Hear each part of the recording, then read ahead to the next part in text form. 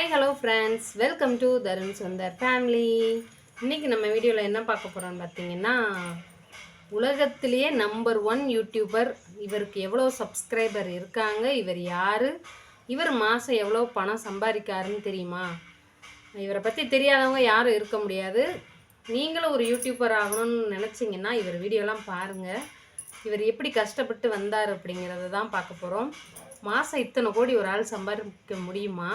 சம்பாதிச்ச பணத்தில் இவர் என்னெல்லாம் செஞ்சுருக்காரு. ஒவ்வொருத்தவங்க சும்மா ஒரு 40,000 50,000 சம்பாரிச்சிட்டு அதை வந்து பப்ளிசிட்டிக்காக ரொம்ப சீப்பாக நிறைய பேர் பண்ணுறாங்க.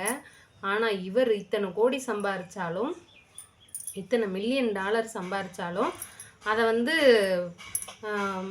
ஒரு ஒரு பயனுள்ள வகையில் அவர் என்னெல்லாம் உதவி செஞ்சுருக்கார் அப்படிங்கிறத தான் பார்க்க போகிறோம். அதுக்கு முன்னாடி நம்ம சேனலுக்கு இப்போ தான் புதுசாக வந்திருக்கீங்கன்னா சப்ஸ்கிரைப் பண்ணலைன்னா சப்ஸ்கிரைப் பண்ணிக்கோங்க. அப்படியே லைக் பண்ணிவிட்டு வீடியோ கண்டினியூ பண்ணலாம்.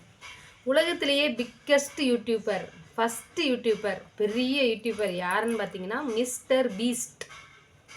மிஸ்டர் பீன் கிடையாது, மிஸ்டர் பீஸ்ட். இவர் எந்த நாட்டை சேர்ந்தவர்னு பார்த்தீங்கன்னா அமெரிக்கா நாட்டை சேர்ந்தவர். இவர் பேர் வந்து டேனி. இவர் வந்து 1998 பிறந்திருக்காரு. நமக்கு தம்பி தான். அப்போ நம்ம 92. அப்போ நம்மளை விட ஒரு 6 வயசு கம்மியாக தான் பிறந்திருக்காரு. நமக்கு ஒரு 32 வயசுனா அவருக்கு இப்போ ஒரு 26 வயசு 25 வயசு அந்த மாதிரி இருக்கும்னு நினைக்கிறேன். அவ்வளோதான் இருக்கும். இவர் வந்து ஃபஸ்ட்டு 2000 ஒரு சேனல் ஆரம்பிக்கிறாரு. சேனல் பேர் 6000. சேனல் பேரே 6000. சேனல் ஆரம்பித்து அவர் மைண்டில் என்னெல்லாம் இருந்துச்சோ, அவர் மைண்ட் செட்டில் என்னெல்லாம் சேனல் ஆரம்பித்தா என்னெல்லாம் போடலான்னு நினச்சாரோ அதெல்லாம் போடுறாரு. சக்ஸஸ் ஆகலை. 2012 தான் இந்த மிஸ்டர் பீஸ்ட் சேனலை ஆரம்பிக்கிறாரு. இதில் வந்து பார்த்திங்கன்னா அவர் என்ன நினச்சி இந்த சேனலுக்குள்ளே வந்தாரோ அது வந்து அவர் வந்து வீடியோவாக வெளியிடுறாரு. இவர் என்ன வீடியோ வெளியிடுறாருன்னு பார்த்திங்கன்னா, கிட்டத்தட்ட இந்தியாவிலல்ல உலகத்தில் உள்ள நிறைய மொழிகளில் இவருடைய வீடியோக்களை மொழிபெயர்த்து போடுறாரு. இவர் அமெரிக்கா நாட்டை சேர்ந்தவர். ஆனால் இவர் உலகத்தில் உள்ள முக்கால்வாசி மொழிகளில் சேனல் வச்சு போடுறாரு. ஒரே சேனல் மட்டும் கிடையாதுங்க. இதை வந்து அதாவது ஒரு சேனலையே டப் பண்ணி போடுறாருன்னா பார்த்துக்கோங்க. அந்தளவுக்கு இவருடைய திறமைகள் வந்து இருக்குது. அப்படி என்னங்க வீடியோ போடுறாரு மனுஷன் அப்படின்னு கேட்டிங்கன்னா, பணம் தான். சவால் விடுற மாதிரி. இப்போ ஒரு வீட்டுக்குள்ளே பேய் இருக்குது, நீங்கள் அதுக்குள்ளே போய் இருந்துட்டு வாங்க அப்படிங்கிற மாதிரி டம்மியான சவாலெல்லாம் கொடுக்க மாட்டார். ஒரு மலை மேலே ஏறணும், கீழே ஆபத்து இருக்கும். மலைக்கு கீழே என்ன இருக்கும்? பாறைகள் இருக்கும், கடல் இருக்கலாம். அதில் வந்து ஒரு சவால் மாதிரி கொடுப்பாரு. அந்த சவாலுக்கு யாரெல்லாம் வர்றீங்க அப்படின்ட்டு கேட்குறாரு. அவர் தெரிஞ்சவங்களாக இருக்கலாம், இல்லை ஒரு ஒரு ஃபேமஸானவங்களாக இருக்கலாம். ஏதோ ஒரு இதில் இப்போ நம்ம எப்படி டிஸ்கவரி சேனலில் வந்து ரஜினி கூப்பிட்றாங்க, மோடி வந்தார், அது மாதிரி நிறைய பேர் அவர் கூட சேர்ந்து ட்ராவல் பண்ணுற மாதிரி காமிச்சாங்க பார்த்தீங்களா, சர்வைவல். அது மாதிரி தான் இது.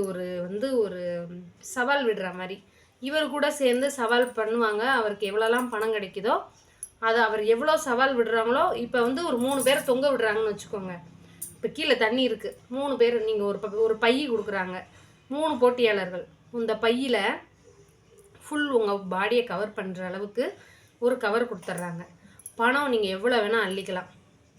இது இப்போ 3 பேரும் அவங்களுடைய வெயிட்டுக்கோ இல்லை அவங்க அதுக்கு மேலேயோ ஏற்றவாறு பணத்தை வந்து எடுத்துக்கிறாங்க. இப்போ 3 பேரும் அந்த கம்பியில் தொங்குறாங்க. கொஞ்சமாக பணம் எடுத்தவர் வெயிட்டு கம்மியாக இருக்கும், நிறைய பணம் எடுத்தவருக்கு வெயிட் அதிகமாக இருக்கும். 3 பேருக்கு ஒரு டைம் கொடுக்குறாங்க, தூங்கிக்கிட்டே இருக்காங்க. யார் லாஸ்ட் வரைக்கும் அதில் தாக்கு பிடிக்காங்களோ அவங்களுக்கு அவங்க எடுத்த பணத்தை அப்படியே கொடுக்குற மாதிரி.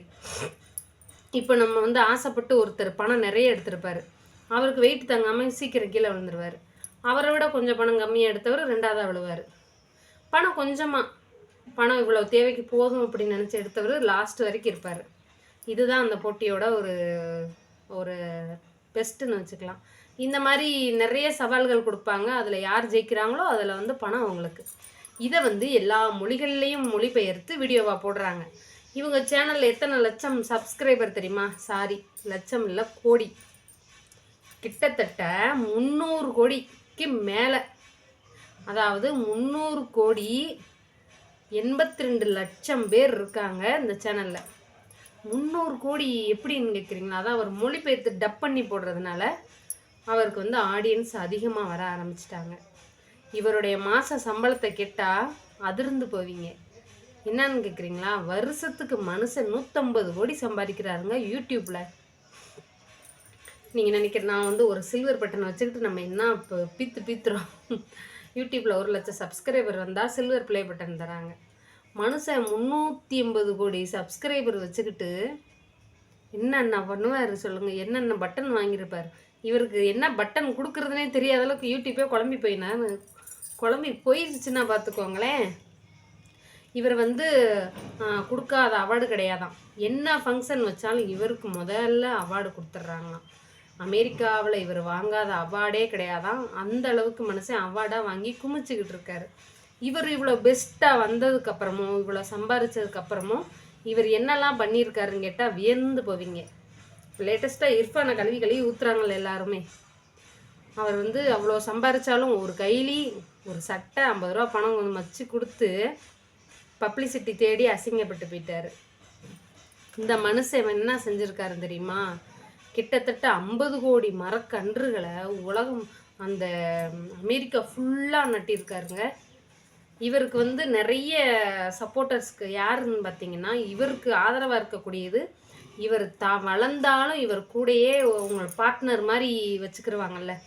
இப்போ எப்படி பரிதாபங்கள் சேனல் கோபி சுதாகர்லாம் இருக்காங்கல்ல, விராட், இந்த மாதிரி இவங்க 3 பேர் மாதிரி இவர் மிஸ்டர் பீஸ்ட் வந்து பார்த்திங்கன்னா அவருடைய ஃப்ரெண்ட்ஸ் 2 பேரை சின்ன வயசுலேருந்து ஃப்ரெண்ட்ஸாக இருக்கக்கூடியவங்கள தன்னுடைய தொழில் ரீதியாக வந்து அப்படியே கூடயே வச்சுருக்காரு. தான் சம்பாரிச்சிட்டோம் இனிமேல் அவங்க தேவையில்லை அப்படின்ட்டு தூக்கி போட்டு போகாமல் நம்ம எத்தனை கோடி சம்பாரித்தாலும் அவங்கள கூட வச்சுக்கணும்னு நினைக்கிற மனசு வரும் பார்த்தீங்களா? யாருக்கு வரும்? அவருக்கு வந்திருக்கு. ஓகே, இவர் சம்பாரித்த பணத்தெல்லாம் இவர் என்ன செய்கிறாருன்னு பார்த்தீங்கன்னா நிறைய பிஸ்னஸ் தொடங்குறாரு. அதில் முக்கியமாக மிஸ்டர் பீஸ்ட் சாக்லேட்டுங்கிறது அமெரிக்காவிலே ரொம்ப ஃபேமஸான ஒரு சாக்லேட் கம்பெனியாக மாறுது. இந்த மாதிரி நிறைய தொழில்கள் பண்ணுறாரு. நிறைய பிஸ்னஸ் பண்ணி வருஷம் 150 கோடிக்கு மேலே சம்பாதிக்கிறாரு யூடியூப்பில். எந்தவித ஒரு